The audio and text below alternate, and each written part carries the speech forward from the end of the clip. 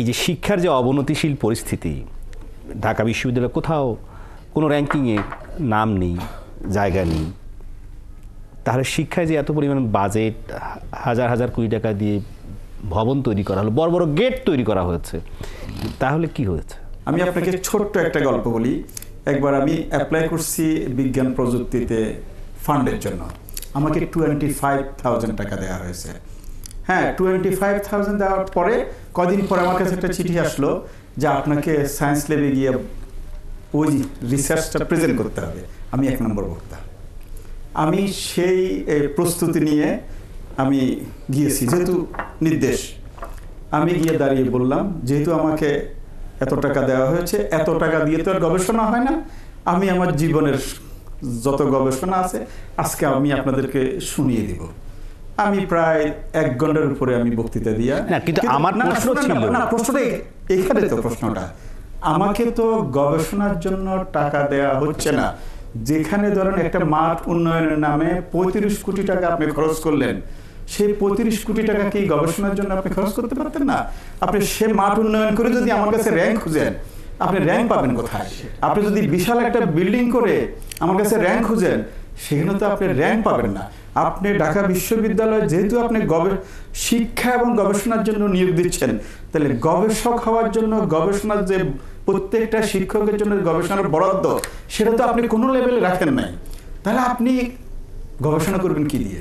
একটা হচ্ছে শিক্ষার ক্ষেত্রে ভাই যেটা বললেন, পুরোপুরি একটা নৈরাজ্য চলছে, এবং এই নৈরাজ্য সম্ভবত এটা প্রায় ক্ষমার অযোগ্য যে কাজ যেটা চলছে, নৈরাজ্য যেটা চলছে 16 বছরে এটার যে জমে হয়েছে, এবং 200 ছেলেরা সচিবালয়ে আন্দোলন করছে, 12-13 লক্ষ ইন্টারমিডিয়েট ছাত্রছাত্রীদের জীবন নির্ধারণ হয়ে যাচ্ছে, বাকি পরীক্ষা না দিয়ে অটো পাস করা যাবে।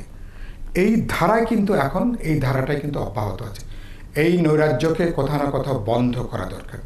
কথা বলবেন, আলোচনা করবেন, তাদেরকে যুক্ত করেন, কিন্তু একটা চাপের কাছে যদি আপনি এভাবে যদি চলতে থাকে, তাহলে কোথাও কিন্তু আপনি শেষ করতে পারবেন না। 2 হচ্ছে, আপনি ভাইকে জিজ্ঞেস করছিলেন কেন শিক্ষা কমিশন হয়নি।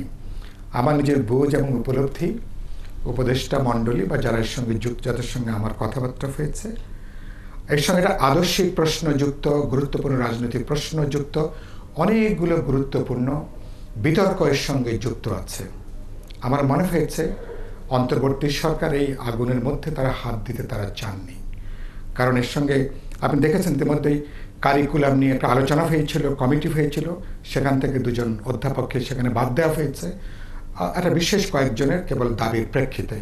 বললাম এর সঙ্গে একটা মতাদর্শিক প্রশ্ন, রাজনৈতিক প্রশ্ন, সাংস্কৃতিক প্রশ্ন, এটা একটা বড় একটা ডিসকোর্সের প্রশ্ন ন্যাশনাল লেভেলে।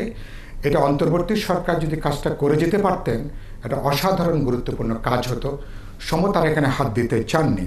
আরেকটা হচ্ছে যে আপনি যত আলোচনা, বিশ্ববিদ্যালয়কে কেন্দ্র করে আলোচনা, আরে আপনার ব্যাকবোন তো হচ্ছে আপনার প্রাথমিক শিক্ষা, প্রাথমিক স্কুল, প্রাথমিক শিক্ষা, মাধ্যমিক শিক্ষা, এগুলো কোনো আলোচনার ভেতরেই কিন্তু নাই। ফলে সামগ্রিকভাবে শিক্ষা নিয়ে আমি জানি না সরকারের এখনও মনে করি সময়টা শেষ হয়ে যায়নি।